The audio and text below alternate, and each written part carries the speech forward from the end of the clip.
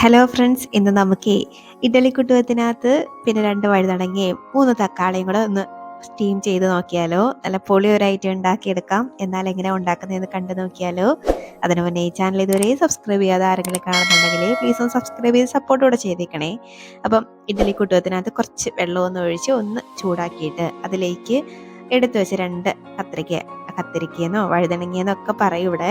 അപ്പോൾ അത് ഇതുപോലെ ഒന്ന് അരിഞ്ഞൊന്ന് ചേർത്ത് കൊടുക്കാം, ഒന്ന് വെച്ച് കൊടുക്കാം. ഇനി 3 തക്കാളി എടുത്ത് കട്ടൊന്നും ചെയ്യുന്നില്ല, അതുപോലെ തന്നെ അങ്ങ് വെക്കുകയാണ്. ഇനി ഒരു 4 വറ്റൽമുളകും കൂടെ ചേർക്കുന്നുണ്ട്, അതും കൂടെ വെച്ച് കൊടുക്കുന്നുണ്ട്. ഇനി ഒരു 10 മിനിറ്റ് ഒന്ന് സ്റ്റീം ചെയ്തെടുക്കാവേ. അപ്പോൾ ഇതൊന്ന് അടച്ച് വെച്ചിട്ട് ഒരു 10 മിനിറ്റ് ഒന്ന് വേവിച്ചാൽ മതിയാവും. ഇപ്പോൾ ഒരു 10 മിനിറ്റ് കഴിഞ്ഞിട്ടുണ്ട്. ആ കത്തിരിക്കയും പിന്നെ നമ്മുടെ ആ തക്കാളിയും എല്ലാം നന്നായിട്ടൊന്ന് വെന്ത് വന്നിട്ടുണ്ട്. അപ്പം ഇതങ്ങോട്ട് മറ്റൊരു പാത്രത്തിലോട്ടൊന്ന് മാറ്റി വെക്കാവേ.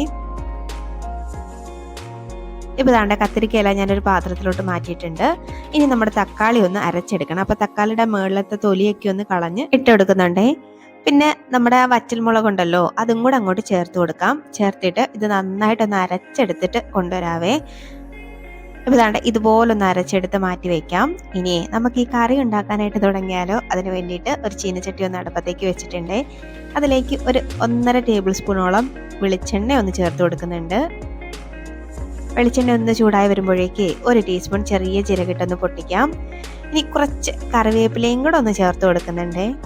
ഇനി ഇതിലേക്ക് ഒരു 5 അല്ലി വെളുത്തുള്ളി എടുത്തൊന്ന് ചെറുതായിട്ട് അരിഞ്ഞതാണ് ചേർത്ത് കൊടുക്കുന്നത്. അപ്പോൾ അതും കൂടെ ചേർത്ത് കൊടുക്കാം.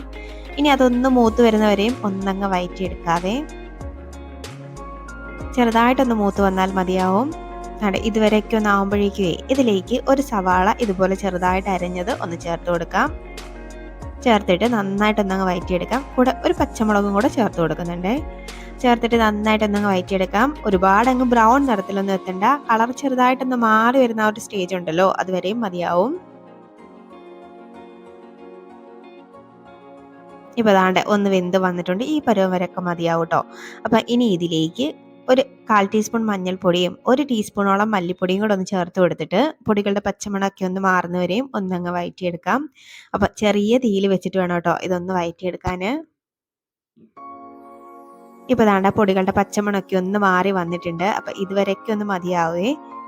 ഇനി ഇതിലേക്ക് നമ്മൾ അരച്ച് മാറ്റി വെച്ചേക്കുന്ന തക്കാളിയുടെ മിക്സ് ഉണ്ടല്ലോ, അതും കൂടെ അങ്ങോട്ട് ചേർത്ത് കൊടുക്കാവേ. ഇത് ചേർത്തിട്ട് ചെറുതായിട്ട് ഒന്നങ്ങ് വഴറ്റിയെടുത്താൽ മതി. ഓൾറെഡി ഇതെല്ലാം ഒന്ന് വേവിച്ചെടുത്തതാണ്. അപ്പോൾ ചെറുതായിട്ട് ഒന്നങ്ങ് മിക്സ് ആക്കി എടുക്കാം. ഇതുപോലെ ചെറുതായിട്ട് ഒന്നങ്ങ് മിക്സ് ആക്കിയിട്ട് നമ്മളിവിടെ വേവിച്ച് വെച്ചേക്കുന്ന ആ വഴുതനങ്ങയും കൂടെ ഇട്ട് കൊടുക്കാം. ഇനി ഇതിലേക്ക് കുറച്ച് പുളിവെള്ളം കൂടെ ഒന്ന് ചേർത്ത് കൊടുക്കുന്നുണ്ട്. ഒരുപാടൊന്നും ചേർക്കേണ്ട. ഒരു ചെറിയ നെല്ലിക്ക സൈസിന് ഉള്ള പുളി എടുത്തിട്ട് അതൊന്ന് പിഴിഞ്ഞെടുത്ത് അതിൻ്റെ വെള്ളമാണ് ചേർത്തേക്കുന്നത്. ഇനി ഒന്ന് നന്നായിട്ടൊന്നങ്ങ് മിക്സ് ആക്കി എടുക്കാവേ.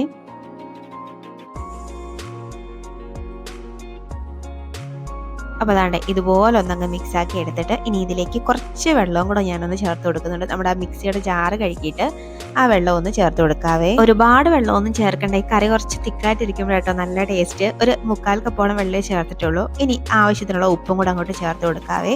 ചേർത്തിട്ട് നന്നായിട്ട് ഒന്നും കൂടെ അങ്ങ് മിക്സ് ആക്കി എടുക്കാം. അപ്പോൾ വളരെ എളുപ്പത്തിൽ ഉണ്ടാക്കാം, എന്നാൽ നല്ല ടേസ്റ്റിയാണ്. ചോറിൻ്റെ കൂടെയും ദോശയുടെ കൂടെ ഒക്കെ കഴിക്കാൻ പറ്റുന്ന ഒരു കറിയാണ്. അപ്പോൾ ഇതുപോലെ ഒന്ന് മിക്സ് ആക്കി എടുത്തിട്ട് ഇനി ഇതൊന്ന് തിളച്ച് വരാനായിട്ട് വെയിറ്റ് ചെയ്യാവേ. അപ്പോൾ ഉപ്പൊക്കെ നോക്കിയിട്ട് ചേർത്ത് കൊടുത്തോണം. ഇപ്പോൾ കറി നന്നായിട്ടൊന്ന് തിളച്ച് വന്നിട്ടുണ്ട്. ആ എണ്ണയൊക്കെ ചെറുതായിട്ടൊന്ന് തെളിഞ്ഞ് വന്നിട്ടുണ്ട്. അതുപോലെ കറി ഒന്ന് വറ്റിയിട്ടുണ്ട്. അപ്പോൾ ഈ പാകമൊക്കെ ആകുമ്പോഴത്തേന് നമുക്ക് ഫ്ലെയിം ഓഫ് ആക്കാം. നമ്മുടെ ടേസ്റ്റി ആയിട്ടുള്ള കറി ഇവിടെ റെഡി. അപ്പോൾ നിങ്ങൾ ഇതുവരെയും ഇതുപോലെ ഈ കറി ഉണ്ടാക്കി നോക്കിയിട്ടില്ലെങ്കിൽ ഒന്ന് ട്രൈ ആക്കി നോക്കൂ. നല്ല അടിപൊളി ടേസ്റ്റാണ്, എല്ലാവർക്കും ഇഷ്ടമാവും കേട്ടോ. അപ്പോൾ ഇത് ദോശയിലൂടെയോ ചപ്പാത്തിയിലൂടെയോ ചോറിൻ്റെ കൂടെ ഒക്കെ കഴിക്കാൻ പറ്റുന്ന ഒരു കറിയാണ്.